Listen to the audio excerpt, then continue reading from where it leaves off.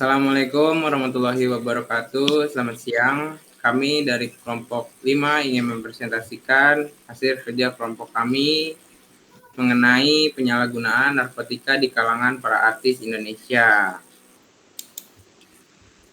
Dan sebelum itu saya akan memperkenalkan diri. Saya Helmi Bakiroid Ananda dan keempat rekan saya bernama Muhammad Fadli, Rama Nur Hidayah, Ilham Pamungkas Banyugiri, dan Ahmad Rianto. Dan yang terakhir itu ada Fajar Ibnu Salis yang tidak dapat hadir. Baiklah, kalau gitu langsung saja kita masuk ke materi yang pertama, yaitu tentang pengertian narkoba yang akan dibacakan oleh saya sendiri. Narkoba adalah singkatan dari narkotika, psikotropika, dan obat terlarang. Selain narkoba, istilah lain yang diperkenan khusus oleh Kementerian Kesehatan RI adalah NAPSA, yang merupakan singkatan dari narkotika, psikotropika, dan zat adiktif. Merupakan Undang-Undang RI Nomor 35 Tahun 2009. Narkotika adalah zat atau obat yang berasal dari tanaman atau bukan tanaman, baik sintetis maupun semi-sintetis, yang dapat menyebabkan penurunan atau perubahan kesadaran, hilangnya rasa, mengurangi sampai menghilangkan rasa nyeri, dan dapat menimbulkan ketergantungan. Menurut Undang-Undang RI Nomor 35 Tahun 2009, psikotropika adalah zat atau obat baik alamiah maupun sintetis, bukan narkotika, yang berkhasiat psikoaktif melalui pengaruh selektif pada susunan saraf pusat yang menyebabkan perubahan khas pada aktivitas mental dan perilaku.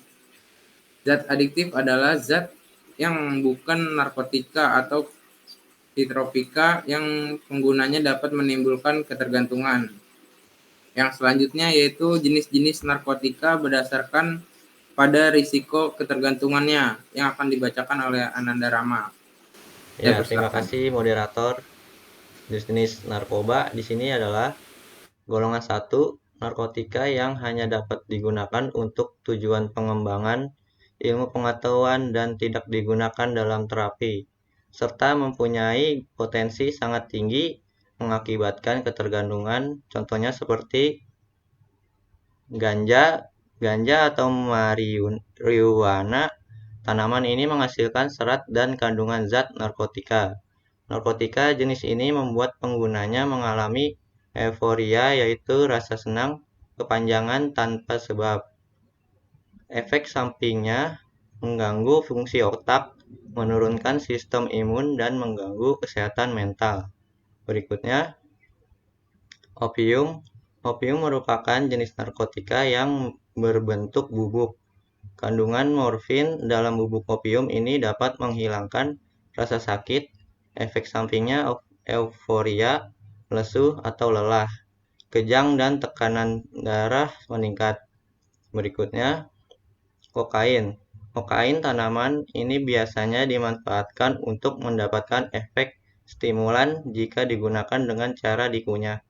Efek sampingnya muncul rasa gelisah, penurunan berat badan, sering kejang-kejang, dan gangguan pernapasan. Golongan kedua, narkotika yang berkhasiat pengobatan. Digunakan sebagai pilihan terakhir dan dapat digunakan dalam terapi dan atau untuk tujuan pengembangan ilmu pengetahuan, serta mempunyai potensi tinggi mengakibatkan ketergantungan, contohnya seperti morfin. Morfin merupakan alkaloid analgesik kuat yang terdapat pada tanaman opium. Narkotika ini bekerja langsung pada sistem saraf pusat sebagai tujuh penghilang rasa sakit. Efek sampingnya penurunan kesadaran, menimbulkan euforia, kebingungan, gelisah, hingga pingsan. Berikutnya, alfa-prodina. Alfa-prodina jenis obat ini mirip dengan morfin. Alfa-prodina dapat bermanfaat untuk menangani nyeri saat persalinan dan prosedur pembedahan lainnya. Efek sampingnya penurunan kesadaran, menimbulkan euforia, kebingungan, gelisah, hingga pingsan. Golongan yang ketiga, narkotika yang berkhasiat pengobatan dan banyak digunakan dalam terapi dan atau tujuan pengembangan ilmu pengetahuan serta mempunyai potensi ringan mengakibatkan ketergantungan. Contohnya seperti ini, kodein. Kodein adalah sejenis obat yang digunakan untuk mengobati nyeri sedang hingga berat. Efek sampingnya adiksi, opiat, dan depresi pernapasan. Ya, saya serahkan ke moderator. Terima kasih. Terima kasih Saudara Rama. Selanjutnya yaitu jenis psikotropika berdasarkan pada risiko ketergantungan yang akan dibacakan oleh Saudara Rian. Silakan. Saya akan menjelaskan jenis psikotropika golongan 1.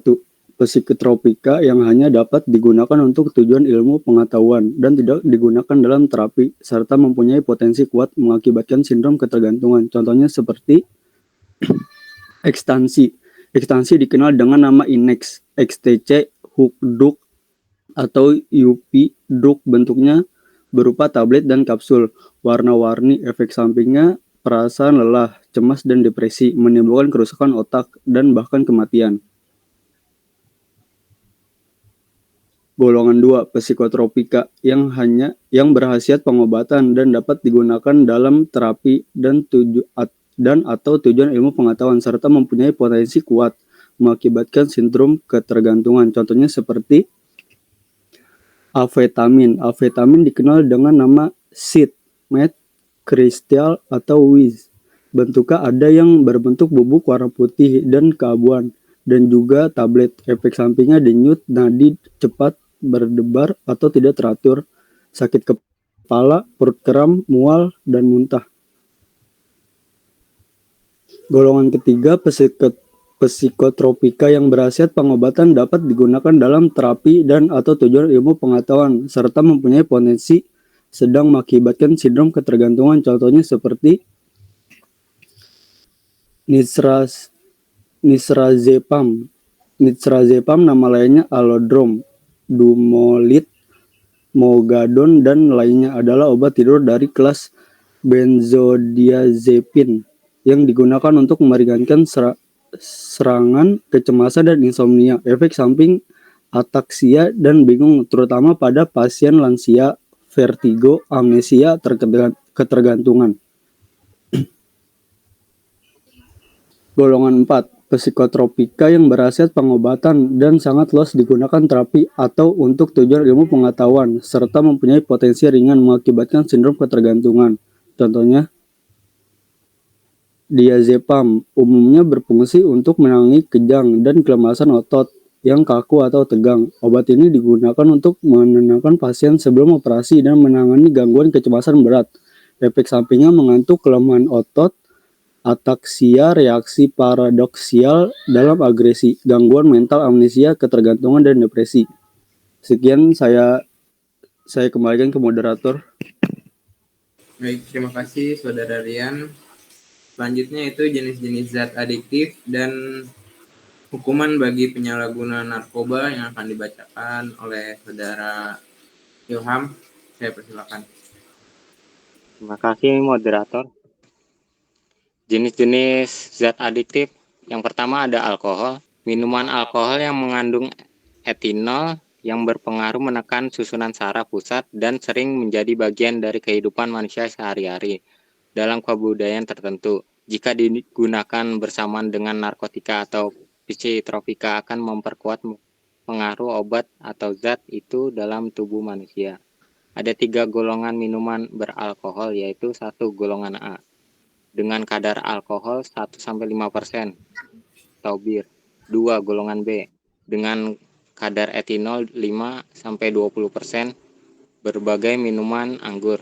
3 golongan C dengan kadar etinol 20-45%, ada whisky, vodka, Mansion House, dan Johnny Walker.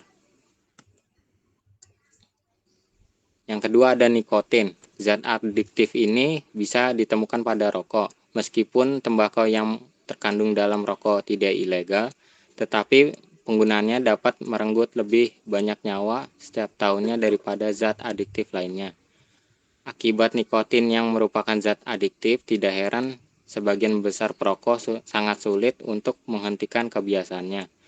Padahal sudah banyak penelitian yang membuktikan bahwa kebiasaan merokok dapat menyebabkan tekanan darah yang tinggi. Yang ketiga ada zat kimia. Inhalasi atau gas yang dihirup dan solvent atau zat pelarut mudah menguap berupa senyawa organik yang terdapat pada berbagai barang keperluan rumah tangga, kantor, dan sebagai pelumas mesin.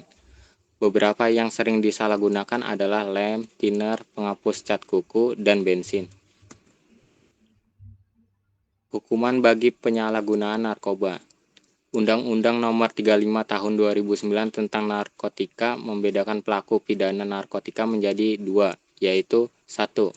Pengedar narkotika meliputi orang yang secara hukum memproduksi narkotika, menjual narkotika, mengimpor atau mengekspor narkotika, melakukan pengangkutan atau kurir, dan melakukan peredaran gelap narkotika. 2. Pengguna narkotika dibedakan menjadi dua, yaitu pecandu narkotika dan penyalahgunaan narkotika. Pecandu narkotika adalah orang yang menggunakan narkotika dan memiliki ketergantungan terhadap narkotika baik secara fisik maupun psikis. Sedangkan penyalahgunaan narkotika adalah orang secara melawan hukum aktif menggunakan narkotika. Hukum pidana bagi pengedar narkotika diatur dalam pasal 111, 112, 113, 132 Undang-Undang Nomor 35 Tahun 2009 tentang narkotika dengan hukuman kurungan penjara minimal 4 tahun dan maksimal hukuman mati, serta hukuman pidana berupa denda maksimal hingga 10 miliar.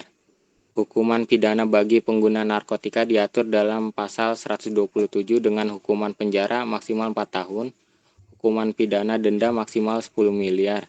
Penggunaan narkotika juga berhak untuk melakukan rehabilitasi untuk penyembuhan dari ketergantungan terhadap narkotika. Sekian dari saya kembalikan lagi ke moderator. Baik, terima kasih Saudara Ilham. Itu sekarang selanjutnya materi penyampaian penyalahgunaan narkoba di kalangan artis Indonesia yang akan disampaikan oleh Saudara Fadli. Saya persilakan. Terima kasih. Oke, baik. Untuk penyalahgunaan narkoba di kalangan artis Indonesia, yang pertama ada Robby Satria. Dia adalah gitaris band Geisha, ditangkap polisi atas penyalahgunaan narkoba. Robby dan asistennya ditangkap oleh kepolisian. Polisi menemukan barang bukti ganja dan bekas ganja yang sudah dilinting atau disap di dalam paket sebesar 8 gram saat menangkap Robby. Robby mengaku kepada polisi mengkonsumsi ganja karena memiliki beban pikiran yang berat dan ia berusaha mengalihkannya. Hal ini bukan kali pertama Robby terjerat kasus narkoba. Pada tahun 2013, dia ditangkap karena membawa ganja sebesar 5,1 gram. Dalam kasus ini, dia divonis 1 tahun penjara. Yang kedua ada Chantal Dewi. Disc jockey atau DJ Chantal Dewi ditangkap polisi atas kasus penyalahgunaan narkoba. Chantal Dewi ditangkap dengan barang bukti narkoba berjenis sabu sebesar 0,4 gram. Dalam penangkapan itu, Chantal Dewi juga diringkus bersama 3 rekannya di tempat yang berbeda. Chantal Dewi diketahui menggunakan narkoba berjenis sabu sejak tahun 2009. Yang ketiga ada Gary Iskak. Aktor Gary Iskak ditangkap karena penyalahgunaan narkoba. Dari hasil penangkapan itu, polisi menyita sisa sabu serta alat isap. Tes urin menunjukkan Gary Iskak dan keempat rekannya terkonfirmasi menggunakan sabu. Meski ditetapkan menjadi tersangka, Gary Iskak bersama 4 rekannya wajib menjalani rehabilitas di Badan Narkotika Nasional Provinsi Jawa Barat atau BNNP Jawa Barat. Gary menjalani wajib lapor ke Kapolda Jawa Barat dan rehab berkala di BNNP Jawa Barat. Lalu yang keempat ada Andri Bayu Aji. Dia adalah gitaris Kahitna. Dia ditangkap polisi terkait kasus penyalahgunaan narkotika. Kepolisian mengamankan barang bukti berupa 45 butir Valdimex diazepam yang termasuk psikotropika golongan 4. Golongan 4 merupakan psikotropika yang bisa digunakan untuk pengobatan, tetapi harus dengan resep dokter. Kepada penyidik, Andri mengaku mengonsumsi obat terlarang tersebut untuk menenangkan diri dan mempermudah beristirahat. Andri sebenarnya mengonsumsi Valdimex diazepam sebagai obat tidur sejak 2017 hingga 2018. Namun mulai 2020, Andri kembali mengonsumsi obat tidur ini secara mandiri dengan membeli via online. Lalu yang kelima ada Revaldo. Revaldo ditangkap polisi hanya selang beberapa hari dari gelaran jumpa pers film Hidayah yang ia perankan. Hasil tes urin menunjukkan Revaldo positif metamfetamin, amfetamin, dan THC. Barang bukti yang diamankan berupa 3 plastik klip berisi ganja masing-masing seberat 0,51 gram, 0,33 gram, dan 0,39 gram, serta 2 butir pil ekstasi. Revaldo kemudian ditetapkan sebagai tersangka dijerat dengan pasal 112 ayat 1 subsidiar pasal 111 ayat 1 Undang-Undang Republik Indonesia Nomor 35 Tahun 2009 tentang narkoba. Penangkapan aktor ini bukan pertama kali. Revaldo merupakan pengguna lama, sudah ditangkap 3 kali atas kasus yang sama. Lalu yang terakhir, yang keenam, ada Ahmad Joni. Ahmad Joni diamankan petugas kepolisian dengan barang bukti narkoba jenis sabu dengan berat kurang lebih 1 gram. Penangkapan terhadap Ahmad Joni berawal dari diamankannya seorang sopir berinisial M dan temannya berinisial RH. Mereka baru saja membeli narkoba di Kampung Boncos, Palmerah, Jakarta Barat. Keduanya ditangkap di Bilangan, Ragunan di hari yang sama. Sang supir menyebut barang itu pesanan Ahmad Joni. Penangkapan terhadap Ahmad Joni di tahun 2003 ini adalah kedua kalinya. Sebelumnya, dia sempat diamankan petugas pada 2017 silam dengan barang bukti berupa narkoba jenis ganja sebesar 39,1 gram. Sekian dari saya kembalikan ke moderator. Terima kasih. Baik, terima kasih Saudara Fadli. Selanjutnya itu faktor-faktor penyebab artis memakai narkoba yang akan dibacakan oleh Saudara Rian. Saya persilakan. Faktor penyebab artis memakai narkoba. Salah satunya adalah kemudahan akses dan uang yang dimiliki sang artis. Kedua, tuntutan pekerjaan yang terus untuk menjaga eksistensi dinilai memberikan resiko stres yang tinggi. Ketiga, sejumlah kalangan artis mengkonsumsi narkoba karena pergaulan untuk menjaga gengsi karena dianggap banyak uang. Di sini sang artis berupaya menjaga status sosialnya agar tetap diakui oleh lingkungannya. Sekian saya berikan ke moderator. Baik, terima kasih Saudara Rian. Selanjutnya yaitu tentang pencegahan penyalahgunaan narkoba yang akan dibacakan oleh Saudara Rama. Saya persilakan. Baik, terima kasih. Di sini pencegahan penyalahgunaan narkoba, hindari rasa penasaran untuk mencoba. Bagaimanapun juga, sebagian besar riwayat kecanduan berasal dari penasaran ingin mencoba. Ketahui dampak buruk pemakaian narkoba untuk kesehatan fisik dan mental. Pilih pergaulan atau teman yang baik. Jauhi yang dapat membawa pengaruh buruk kecanduan narkoba. Lakukan kegiatan positif seperti olahraga atau bergabung dengan organisasi tertentu. Ingat bahwa ancaman hukuman untuk penyalahgunaan narkoba tergolong berat. Ditambah lagi sanksi sosial dari masyarakat. Hindari pergaulan malam. Melakukan kegiatan positif di waktu dan tempat yang aman bersama keluarga, teman, dan rekan yang membawa efek positif. Jika punya masalah, cari jalan keluar yang aman dan jangan jadikan narkoba sebagai pelarian untuk melupakan masalah. Selalu mendekatkan diri kepada Allah Subhanahu wa Ta'ala atau Tuhan Yang Maha Esa.